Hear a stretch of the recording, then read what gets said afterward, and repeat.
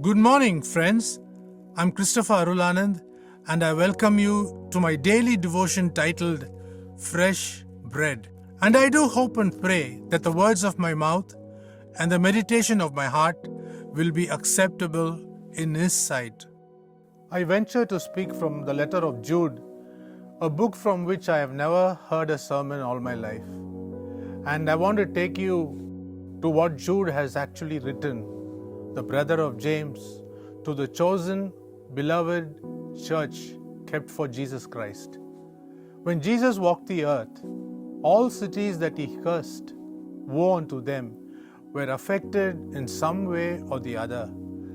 In this letter, which has only one chapter, Jude reminds us of three kinds of leaders in the Old Testament who committed three big errors. The first one, Cain. He says, there are some preachers who walk in the way of Cain.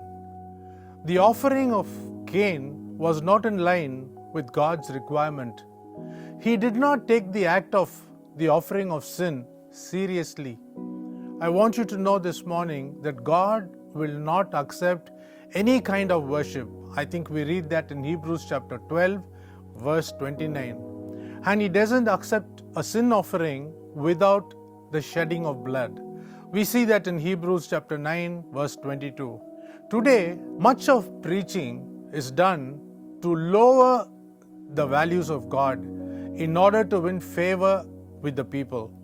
Why do they do this? They do this to make money like Balaam. Now, when we go back to what Balaam did, we know that no nation can escape the clutches of the Egyptian kingdom because they were very powerful in warfare as well as black magic. So Balak, the king of Moab, understood this.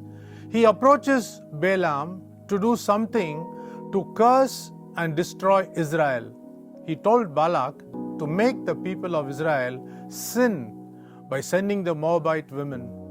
He made Israel lower the standards of holiness to fall out with God.